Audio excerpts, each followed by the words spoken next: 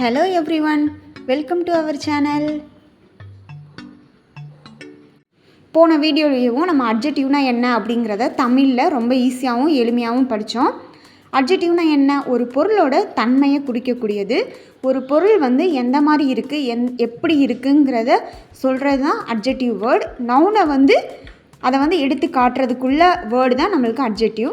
அந்த மாதிரி இந்த வீடியோவில் நம்ம பார்க்க போகிறது குவான்டிடேட்டிவ் அட்ஜெக்டிவ்ஸ். ஒரு பொருள் எத்தனை, எவ்வளவு அப்படிங்கிறத நம்ம படிக்க போகிறோம். அட்ஜெக்டிவ் ஆஃப் குவான்டிட்டி, அதாவது ஒரு பொருள் எந்த மாதிரி குவான்டிட்டியில் இருக்குது, எந்த மாதிரி அளவில் இருக்குங்கிறதுக்கு வர வேர்டு தான் நம்மளுக்கு குவான்டிடேட்டிவ் அட்ஜெக்டிவ் அப்படின்னு சொல்கிறோம்.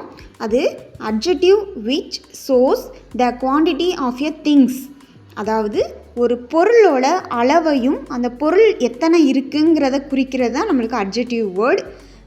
இது எவ்வளவு என்று காட்டும் இடங்களில் வரும்.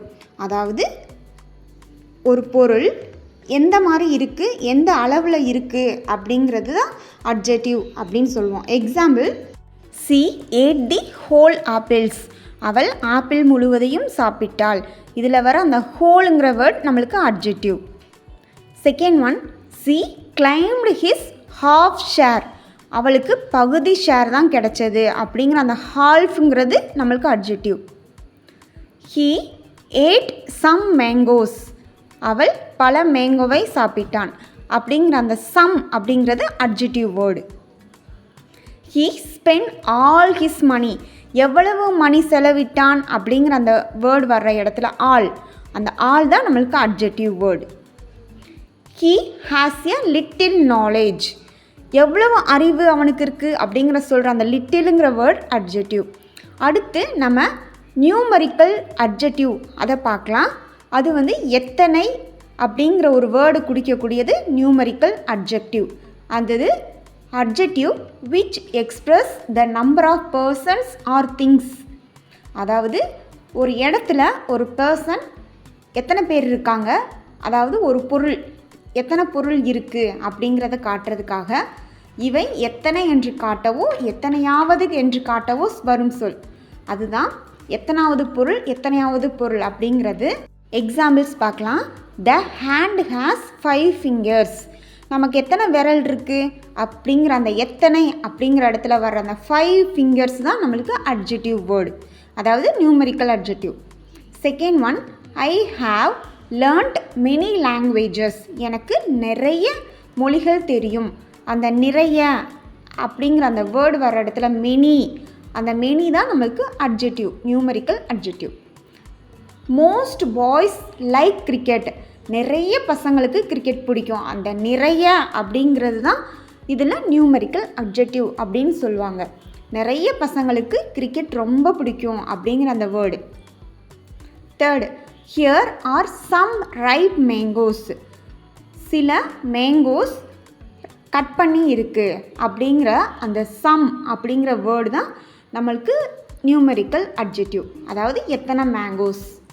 Hari won the second prize, இதில் எத்தனையாவது ப்ரைஸ் வாங்கினா அப்படிங்கிற அந்த எத்தனையாவதுங்கிற இடத்துல அந்த செகண்ட் வருதுல்ல, அந்த செகண்ட் தான் நமக்கு நியூமரிக்கல் அட்ஜெக்டிவ். இனி டெமான்ஸ்ட்ரேட்டிவ் அட்ஜெக்டிவ் அப்படின்னா என்னன்னு பார்க்கலாம். இருக்கிற அட்ஜெக்டிவ்லே இது ரொம்ப ஈஸி. தூரத்தில் இருக்க பொருள், பக்கத்தில் இருக்க பொருள் நம்ம எப்படி சொல்வோங்கிறது தான் இந்த demonstrative adjective. The adjective straight away point out the person or things concerned, அதாவது நம்ம நேராக இருக்கிறதும் நம்மளுக்கு தூரமாக இருக்கிறத நம்ம எப்படிலாம் சொல்வோம் அப்படிங்கிற வேர்டு. அதாவது இவை எந்த ஆள் அல்லது எந்த பொருள், இந்த பர்சன் எந்த பர்சன், இந்த பொருள் எந்த பொருள் அப்படிங்கிறத விளக்கி சொல்லும். அந்த வேர்டு தான் நம்மளுக்கு டெமான்ஸ்ட்ரேட்டிவ் அட்ஜெக்டிவ் அப்படின்னு சொல்லுவாங்க.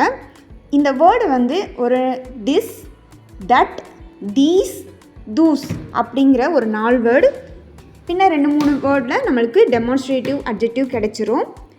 நம்ம பார்க்குறது நம்மளுக்கு பக்கத்தில் இருக்கிறத திஸ்ஸுனும், நம்ம தூரமாக பார்த்து சொல்கிற வேர்டு தட்டுன்னு சொல்கிறோம். அந்த மாதிரி சிங்குலர் வேர்ட் சொன்னோம். இப்போ ப்ளூரலில் நம்ம பக்கத்தில் இருக்க பொருள் தீஸுனும், நம்ம தூரமாக பார்த்து சொல்கிற பொருளுக்கு தூஸ் அப்படின்னும் நம்ம வேர்டு சொல்லலாம். இந்த 4 வேர்டில் தான் நம்மளுக்கு டெமான்ஸ்ட்ரேட்டிவ் அட்ஜெக்டிவ் கிடைக்க போகுது. அது எப்படின்னு பார்க்கலாம்.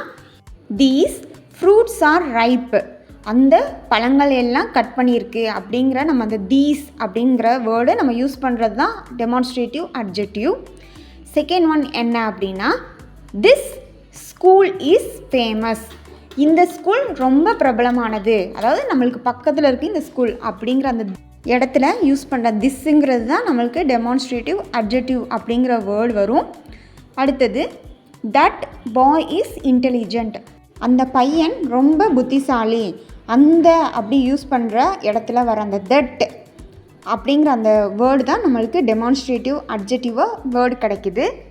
Next I hate such things, சில பொருள் நான் வெறுக்கிறேன் அப்படிங்கிற அந்த சில அப்படிங்கிற அந்த சச்சுங்கிற வேர்டு தான் நம்மளுக்கு டெமான்ஸ்ட்ரேட்டிவ் அட்ஜெக்டிவ். இன்றைக்கான லெசன்ஸ் முடிஞ்சது. இப்போ உங்களுக்கான டைம், கொஸ்டின் டைம். இப்போது இவ்வளோ படித்ததில் உங்களுக்கு எவ்வளோ தெரியுதுன்னு பார்க்கலாம். Question number 1, she have a these apples, she have a these apples. Second one, these fruits are small, these fruits are small. உங்களுக்கு தெரிஞ்சதை கீழே கமெண்ட் பண்ணுங்கள். இவ்வளோ நேரம் வீடியோ பார்த்த எல்லாருக்கும் தேங்க்யூ. அடுத்து இன்றைக்கான லெசன்ஸ் படித்த எல்லாருக்கும் ஆல் த பெஸ்ட். இந்த வீடியோ உங்களுக்கு யூஸ்ஃபுல்லாகவும் ரொம்ப ஹெல்ப்ஃபுல்லாகவும் இருக்கும்னு நினைக்கிறேன். இந்த வீடியோ உங்களுக்கு பிடிச்சிருந்தா like and share and subscribe பண்ணிடுங்க. டெய்லியும் புது புது வார்த்தைகள் கற்றுக்கலாம். அது வரைக்கும் ஸ்டே டியூன். பாய்.